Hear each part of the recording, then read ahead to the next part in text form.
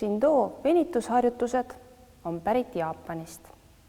Tegemist on väga vanade harjutustega, mis on kohandatud kaasaja inimese vajadustega. Neid harjutusi on kokku 6. Lisaks sellele, et venitusharjutustega me mõjutame kõõluseid, liigeseid, lihaseid, mõjutame me ka inimeste siseorganeid. Shindo venitusharjutuste juurde kuulub ka teatud hingamistehnika ja massaažitehnika. Kuid esialgu harrastades piisab ka sellest, kui sa hingad sügavalt ja rahulikult. Venitusasendi sooritamisel hoia asendit, kus sul ei ole väga valus. Piisab, kui on väike sikutamise tunne.